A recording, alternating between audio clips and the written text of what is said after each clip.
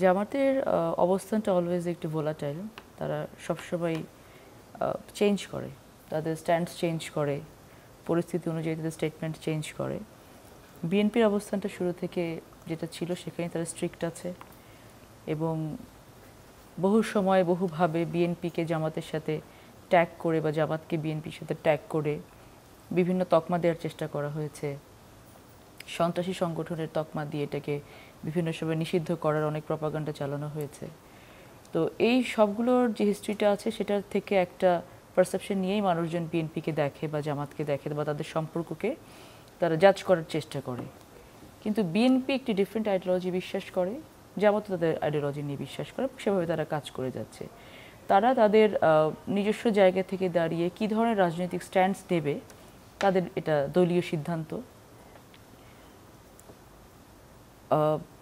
কিছুক্ষণ আগে শুনছিলাম যে হাসনাত আবদুল্লাহ জুলাইয়ের হাসনাত আবদুল্লাহ হিসেবে একটি ডাক দিয়েছে, এনসিপির নেতা হিসেবে না।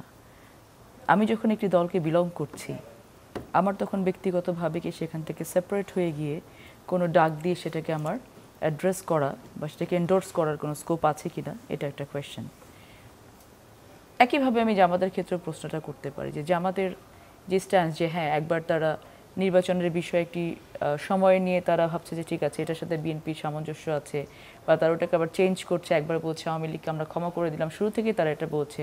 আবার হুট করে দাঁড়িয়ে তারা আওয়ামী লীগের নিষিদ্ধের যে দাবি সেটার সাথে দেখা গেল যারা প্রথম থেকে যে দাবিটা তুলছে তাদের থেকে আরও অনেক জোরালো দাবি নিয়ে তারা মাঠে নেমে গেলেন। একটা সময় মানুষ বলতে শুরু করলো যে আন্দোলন ছিনতাই হয়ে গেছে, এই ধরনের অনেক ধরনের স্টেটমেন্ট আমরা দেখতে পেলাম।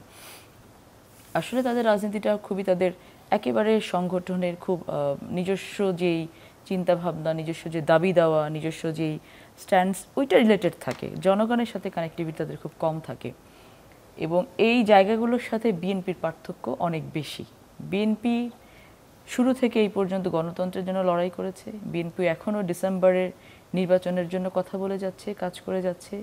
বিএনপি এখনও বলছে যে যে আওয়ামী লীগকে নিষিদ্ধ করা হলো এটা বিচারিক প্রক্রিয়ায় মাধ্যমে অথবা করা হলে ভালো হতো, অথবা এটা যে প্রক্রিয়ায় করা হয়েছে প্রক্রিয়াটা হয়তো সাস্টেইনেবল হবে না, কারণ এটার ইম্প্যাক্টটা আসলে ইম্প্যাক্টের উপর ডিপেন্ড করবে এটা কোন দিকে যাচ্ছে। তো আমরা পরের দিনই তো জনাব সালাউদ্দিন আহমেদ এটাকে একরকম সাধুবাদই জানিয়েছেন এবং সাধুবাদ না জানানোর কিছু নেই এখানে। সাধুবাদ জানানো এবং এন্ডোর্স করার মধ্যে পার্থক্য আছে। আমাদের দাবিটা কি ছিল, এখনও যেটা আছে, বাংলাদেশে শুধু আওয়ামী লীগ না আর কোনো ফ্যাসিজম তৈরি হতে পারবে না, এটা নিয়ে কাজ করা।